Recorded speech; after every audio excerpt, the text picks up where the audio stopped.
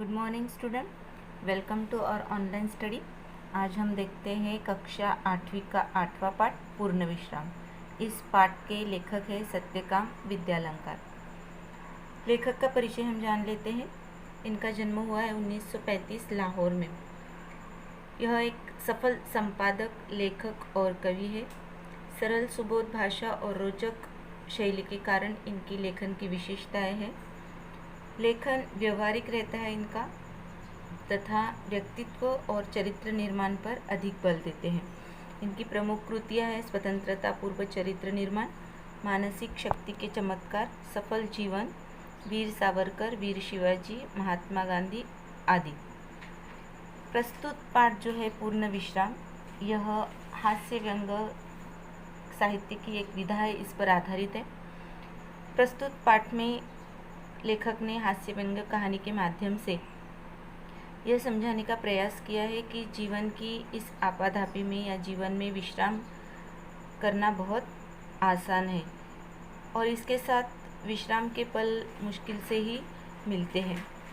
जब कभी ऐसे अवसर मिलते हैं तो घरेलू उलझनों के कारण हम उन पलों का आनंद नहीं ले उठा पाते हैं। यानी हम विश्राम तो करना चाहते हैं लेकिन हमें घर के काम, घर की भाग दौड़ और घर की समस्या, इन सभी का विचार आते हैं और उस कारण हम विश्राम नहीं कर पाते हैं। प्रस्तुत पाठ में लेखक के साथ भी ऐसे हुआ है। डॉक्टर के परामर्श के चलते, यानी डॉक्टर के विचार के बाद, डॉक्टर के सलाह के बाद वो बड़ी कठिनाई से जुहू जाकर 2 दिन विश्राम करने का कार्यक्रम बना लेते हैं, परंतु घर की चिंता, घर के कामों के कारण उन्हें उल्टा वापस आना पड़ता है। तो आइए बच्चों, हम देखते हैं पाठ पूर्ण विश्राम। डॉक्टर ने बाँह पकड़कर काला कपड़ा लपेटा और रबड़ की थैली से हवा फूंककर नाड़ी की गति देख फिर बोला, कुछ सीरियस नहीं है, दफ्तर से छुट्टी लेकर बाहर हो आइए। विश्राम आपको पूर्ण निरोगी कर देगा, लेकिन विश्राम भी पूर्ण होना चाहिए। तो पत्नी बड़ी प्रसन्न हुई। घर जाकर श्रीमती जी से कह दिया, जुहू जाने की तैयारी कर लो, हम 2 दिन पूर्ण विश्राम करेंगे। एक दिन बाद पूर्णिमा भी थी। चांदनी रात का मज़ा जुहू पर ही होता है। एक दिन पहले आधी रात से उन्होंने तैयारी शुरू कर दी। 2 बजे का अलार्म बेल लगा दिया गया। स्वयं वह 2 से पहले उठ बैठी और कुछ नोट करने लगी। तो लेखक बताते हैं कि एक दिन अचानक से मेरी तबीयत बिगड़ गई और मुझे दवाखाना जाना पड़ा। तो डॉक्टर ने मेरी नाड़ी देखकर, यानी मेरा रक्तचाप देखा और ब्लड प्रेशर वगैरह चेक किया और कहने लगे कि कुछ ज़्यादा सीरियस बात नहीं, आपको सिर्फ विश्राम की ज़रूरत है। तो ये सुनकर उनकी पत्नी प्रसन्न हो गई और वो जुहू जाने की तैयारी करने लगी, क्योंकि 2 दिन बाद पूर्णिमा भी थी और पूर्णिमा के दिन जुहू बीच का नज़ारा, जो बीच का नज़ारा होता है, वो बहुत ही सुंदर होता है क्योंकि पानी की लहरें किनारे तक आती है। तो ऐसे सुहाने और खूबसूरत दृश्य का आनंद लेने के लिए लेखक अपनी पत्नी के साथ जुहू जाने की तैयारी में लग गए। उनकी पत्नी ने 2 दिन पहले ही सारी तैयारी शुरू कर दी और स्वयं वह 2 घंटे पहले उस दिन उठ गई जिस दिन जुहू पर जाना था। श्रीमती जी ने इस काम के बारे में सारी सूचनाएं बना ली।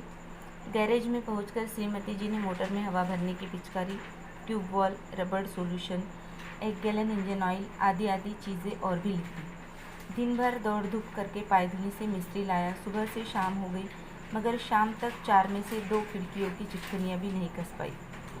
मोटर के लिए ज़रूरी सामान लाते लाते रात तक दिल की धड़कन दुगनी हो गई। अब श्रीमती जी ने सूची बना ली, सूची यानी लिस्ट बना ली कि जब हम जुहू में जाएंगे तो क्या क्या करना है, क्या क्या लाना है। तो इसके लिए उन्होंने कुछ सामान बाज़ार से लाए, जैसे गाड़ी में हवा भरने की पिचकारी यानी पंप लाया, ट्यूबवेल लाया कि कहीं समय पर गाड़ी फेल ना हो जाए, रबड़ सॉल्यूशन लाया, गैस इंजन ऑयल लाया। तो इस तरह से उन्होंने सारी चीज़ें लाई बाज़ार से।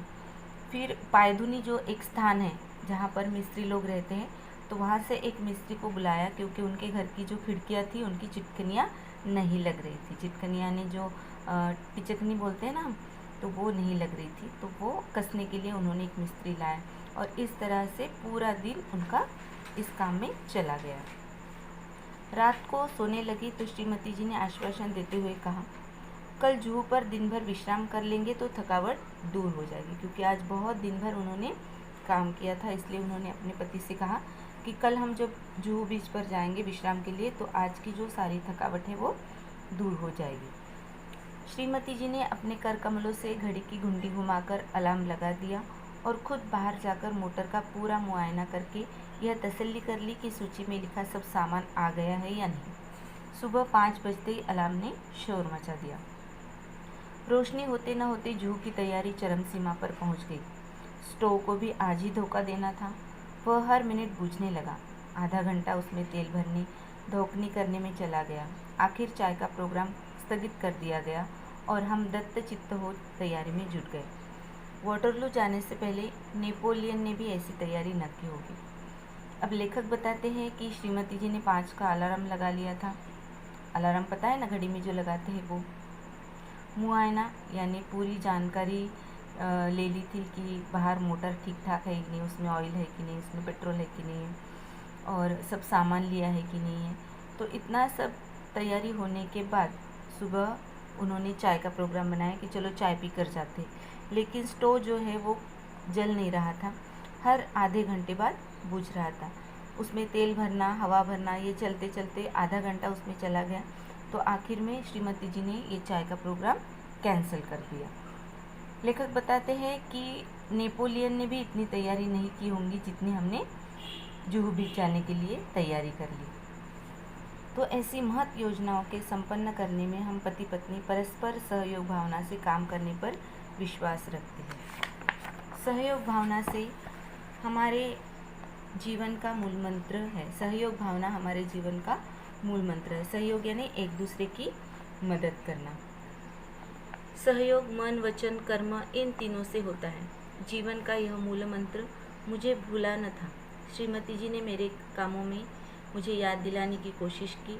मैं उनके उपकार के बदले में उनकी चिंताओं में हाथ बटाने लगा। मैंने याद दिलाया, पुड़ियों के साथ मिर्च का अचार ज़रूर रख लेना।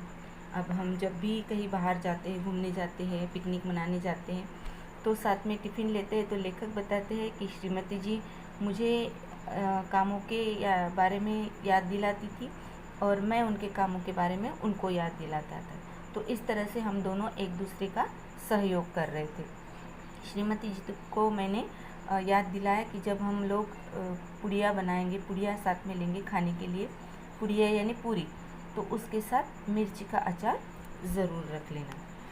श्रीमती जी बोली, अचार तो रख लूँगी पर तुम भी सामान रखना न भूल जाना, मैंने अभी पढ़ा नहीं है। मैं बोला, वह तो मैं ले लूँगा, लेकिन तुम वह गुलबंद न भूल जाना जो हम पिछले साल कश्मीर से लाए थे। जुहू पर बड़ी सर्द हवा चलती है। गुलबंद यानी एक तरह का मफलर जो गले में पहनते हैं। तो लेखक बताते हैं कि मैं श्रीमती जी को याद दिला रहा था, श्रीमती जी मुझको याद दिला रही थी सामान रखने में। तो श्रीमती जी ने कहा कि मैं अचार रख लूँगी, लेकिन तुम अपना सब सामान रख लेना। और लेखक ने फिर उनको बताया कि वो गुलबंद यानी जो मफलर भी रख लेना जो पिछले साल हम कश्मीर से लाए थे, क्योंकि वहाँ जुहू पर बहुत सर्द हवा चलती है यानी ठंड हवा रहती है। गुलबंद तो रख लूँगी, लेकिन तुम कहीं बेदिंग सूट रखना न भूल जाना, नहीं तो नहाना धरा रह जाएगा। और तुम कहीं रबर कैंप भूल गई तो गज़ब हो जाएगा। वह तो रख लूँगी, लेकिन कुछ नोट पेपर लिफाफे भी रख लेना। और देखो, राइटिंग पैड भी न भूल जाना। राइटिंग पैड का क्या करोगी? कई दिनों से माँ की चिट्ठी आई पड़ी है, जुहू पर खाली बैठे जवाब भी दे दूँगी। यो तो वक्त भी नहीं मिलता। और ज़रा वे चिट्ठियाँ भी रख लेना जिसके जवाब देने हैं। चिट्ठियाँ ही रह गई तो जवाब किसके दोगे? और सुनो, बिजली का बिल, बीमा के नोटिस आ पड़े हैं, उसका भी भुगतान करना है, उन्हें भी डाल देना। तो लेखक और लेखक की पत्नी सब तैयारियां कर रहे थे, दोनों एक दूसरे को याद दिला रहे थे। दोनों बता रहे थे एक दूसरे को सामानों की लिस्ट। लेखक बता रहे थे कि तुम रबर कैंप मत भूलना, कुछ नोट पेपर लिफाफे भी साथ में रख देना और राइटिंग पैड भी ले लेना। लेखक की पत्नी ने कहा था कि माँ की चिट्ठी आई है तो उसका जवाब उन्होंने अभी तक नहीं दिया, तो जुहू पर जब वो जाएंगे और जुहू के बीच पर बैठेंगे तो माँ की चिट्ठी का जवाब दे देंगे। तो इस तरह से सारे सामानों की लिस्ट, सारे सामान लेकर वो लोग तैयार होने लगे। उस दिन धूप का चश्मा भूल गए तो सर दर्द चढ़ गया था, इसलिए कहती हूँ छतरी भी रख लेना। अच्छा बाबा, रख लूँगी। देखा, धूप से बचने के लिए क्रीम भी रख ली है, शाम तक छाले न पड़ जाए, वहाँ बहुत करारी धूप पड़ती है। श्रीमती जी कहती तो जा रही थी कि रख लूँगी, लेकिन ढूंढ रही थी नेल कटर, कैंची, ब्रश सब तो मिल गया था, लेकिन नेल कटर नहीं मिल रहा था, इसलिए बहुत घबराई हुई थी। मैंने कहा जाने दो नेल कटर, बाकी सब चीज़ तो रख लिए। अब वो लोग घूमने जा रहे थे, यानी विश्राम करने जा रहे थे, लेकिन सामान इतना था उनका कि ऐसा लग रहा था कि मानो वो एक आध महीने के लिए कहीं बाहर जा रहे हो। तो इसमें बिजली का बिल, बीमा के नोटिस, पेपर, चश्मा, सनस्क्रीन, छतरी, इतना सब सामान ले रहे थे। लेखक की पत्नी बोल रही थी कि वो सब सामान रख लेगी, लेकिन वो ढूंढ रही थी नेल कटर।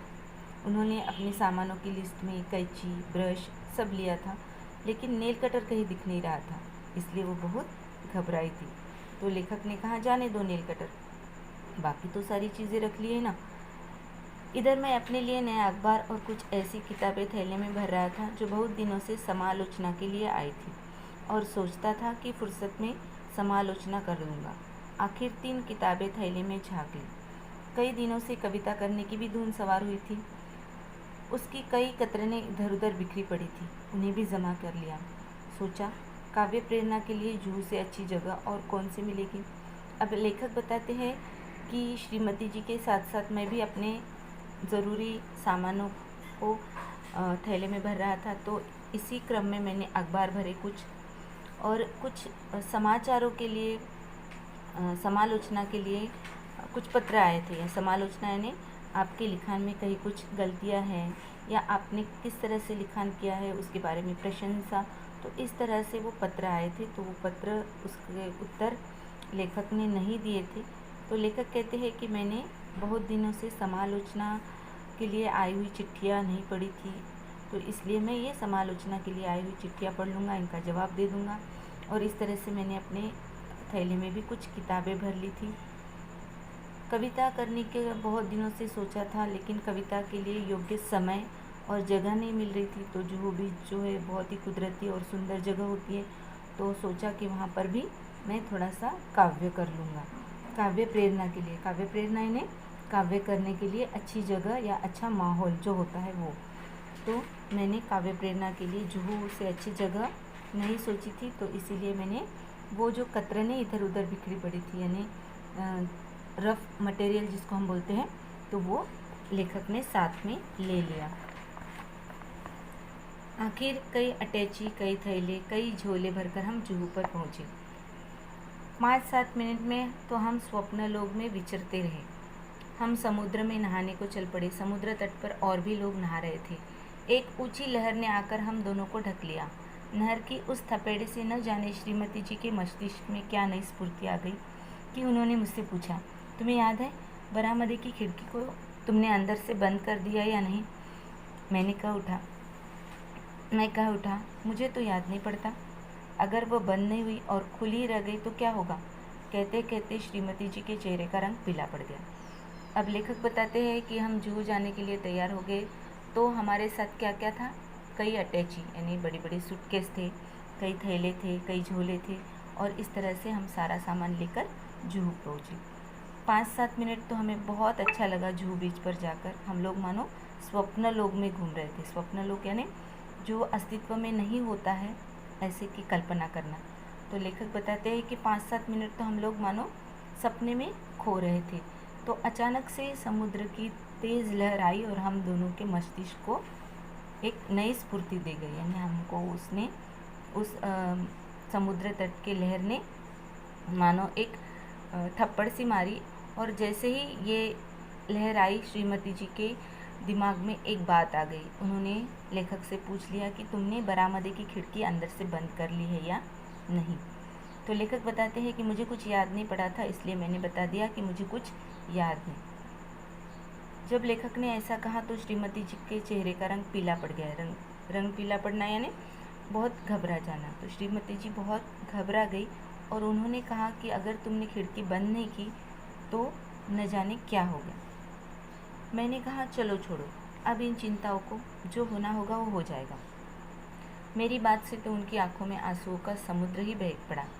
उनके कांपते होठ पर यही शब्द थे, अब क्या होगा? और अगर खिड़कियाँ खुली रह गई तो घर का क्या होगा? यह सोच उनकी अधीरता और भी ज़्यादा बढ़ा गई थी। जिस धड़कन का इलाज करने को जूहू पर आया था वह 10 गुना बढ़ गई थी। मैंने तेज़ी से मोटर चलाई। मोटर का इंजन धक धक कर रहा था, लेकिन मेरा दिल उससे भी ज़्यादा तेज़ रफ्तार से धड़क रहा था।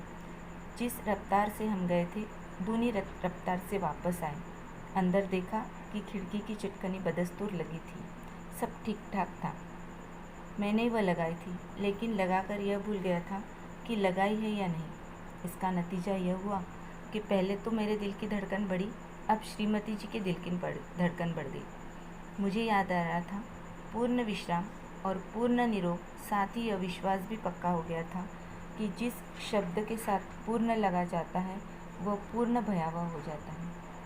अब लेखक बताते हैं कि पत्नी के साथ जूहू बीच पर जैसे पत्नी को याद आया कि घर की खिड़की की चिटकनी नहीं लगी है, तो उनके दिल की धड़कन बढ़ गई, यानी वो बहुत घबरा गई और मैं भी बहुत घबरा गया। और उसी रफ्तार से, यानी जिस रफ्तार से हम लोग जूहू बीच पर गए थे, उससे भी ज़्यादा तेज़ रफ्तार से हम लोग घर वापस आ गए। और घर में जब देखा तो घर की खिड़की की चिटकनी लगी हुई थी।